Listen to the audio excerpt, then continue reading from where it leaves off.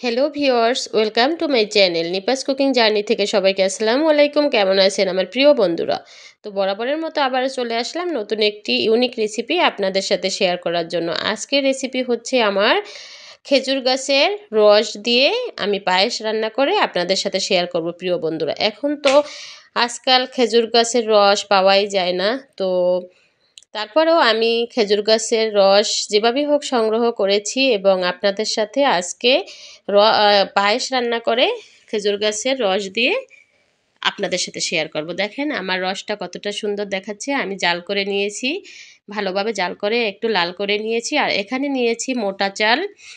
মোটা অনেকে কিন্তু পোলার চাল দিয়ে রান্না করে, কিন্তু পোলার চাল থেকে মোটা চাল দিয়ে রান্না করলে কিন্তু ভাতের যে মোটা চালটা ক্ষেতের, ওটা দিয়ে রান্না করলে অনেক স্বাদ হয়। আর আমি একটা নারিকেল কোরানো নিয়ে নিয়েছি বন্ধুরা। তো এখানে প্রথমে আমি কিন্তু এই রসের মধ্যে দিয়ে ভাত ভালোভাবে, চালটা ভালোভাবে ফুটিয়ে নিব। তো দেখেন আমি এখানে যে পরিমাণ এক বড় যে বাটি, এক বাটি পরিমাণ আমি রস দিয়ে দিলাম, আর তার ডবল পরিমাণ পানি দিয়ে দিলাম।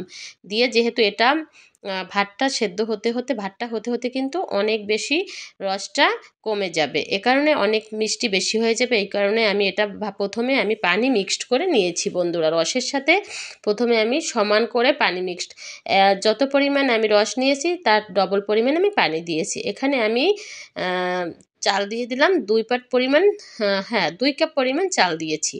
তো এখানে 2 কাপ পরিমাণ চাল দিয়ে আমি এটা ভালোভাবে 30 মিনিটের মতো, হালকা ছোলো আছে প্রথমে আমি হাই হিটে ভালোভাবে ফুটিয়ে নিব, তারপর ছোলো আছে আমি 30 মিনিট রেখে দিব।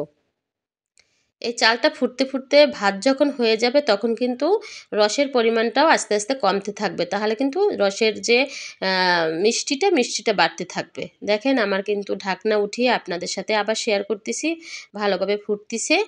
এইভাবে ছোলো আছে আমি 30 মিনিটের মতো রসের মধ্যে চালটা ভালোভাবে সেদ্ধ করে নিব, ভাতে পরিণত করে নিব। আর এটা আস্তে আস্তে স্লো আঁচে দিলে হবে কি, ভাতটা এত পরিমাণ নরম হয়ে যাবে, আমি ঘুটনি দিয়ে ভালোভাবে নাড়িয়ে চাড়িয়ে নিলে এটা একদম পায়েসের মতো হয়ে যাবে। দেখেন এখন যখন চালটা যখন ভাতে পরিণত হয়েছে তখন আমি কিন্তু এর মধ্যে নারিকেল কোরানো দিয়ে দিলাম বন্ধুরা। আর নারিকেল কোরানো কিন্তু ভাত যখন ভাতের মতো হয়ে যাবে 30 মিনিট রান্না করার পর, তখন কিন্তু নারিকেল কোরানোটা দিয়ে দিতে হবে। চালের সাথে কিন্তু নারিকেল কোরানো দেওয়া যাবে না, তাহলে কিন্তু খেতে একদমই মজা হবে না। দেখেন আমি নারিকেল কোরানো দিয়ে দিলাম, এখন আবারও ঢাকনা দিয়ে দিচ্ছি বন্ধুরা।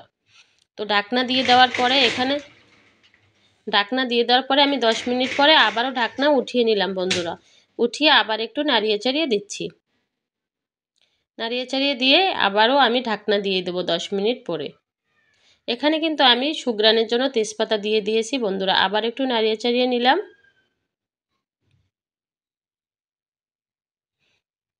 এখন এই রসের মধ্যে আর নারিকেলের মধ্যে যে ভাতটা সেদ্ধ হচ্ছে, এটা এর মধ্যে কিন্তু রসের মিষ্টিটাও ঢুকবে ভাতের মধ্যে স্লো আঁচে রান্না করলে। দেখেন আমি কিন্তু বারবার ঢাকনা উঠিয়ে নাড়িয়ে চাড়িয়ে দিচ্ছি বন্ধুরা, আর খুবই স্লো আঁচে কিন্তু আমি রান্না করতেছি। আস্তে আস্তে কিন্তু আমার ভাতটা সেদ্ধ হচ্ছে। দেখুন এখন আমি একটা বেলির সাহায্যে ভালোভাবে এটা ঘুটে নিব, একটা বেলি দিয়ে আমি ভালোভাবে এটা ঘুটে নিব। তো বন্ধুরা দেখেন আমার কিন্তু এটা বেশ হয়ে গেছে। এখন দেখেন আমি একটা ঘুটনি নিয়েছি, এটা দিয়ে ভালোভাবে এখন ঘুটে নিব। আর একদম পায়েসে একদম পাতলা হয়ে যাবে এবং ভাতগুলো বেশ নরম হয়ে গেছে এবং এটা পায়েসে পরিণত হবে। দেখেন আমি একটা ঘুটনি দিয়ে ভালোভাবে ঘুটে নিলাম। এখন আমি উঠানোর আগে স্বাদ মতো একটু লবণ দিয়ে দিলাম। লবণের পরিমাণটা একটু কম দিতে হবে যেহেতু এটা পায়েস।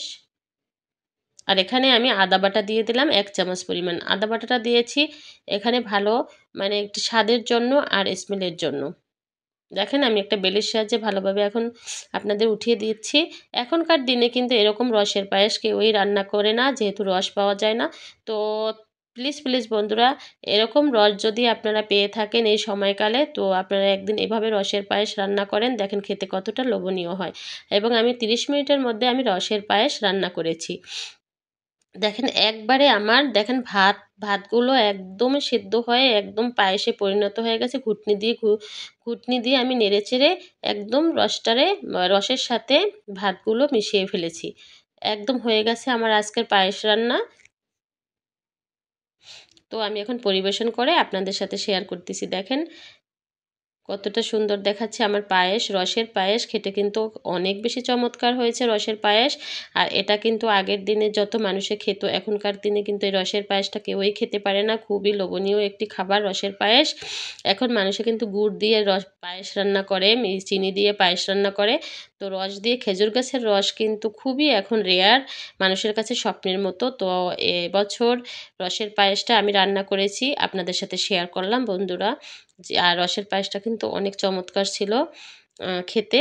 এভাবে রান্না করেছি মোটা চাল দিয়ে, ক্ষেতের মোটা চাল দিয়ে রান্না করেছি। তো দেখতেও লোভনীয় হয়েছে, খেতেও লোভনীয় হয়েছে। সবাই ভালো থাকবেন, শুভকামনায়। আল্লাহ হাফেজ।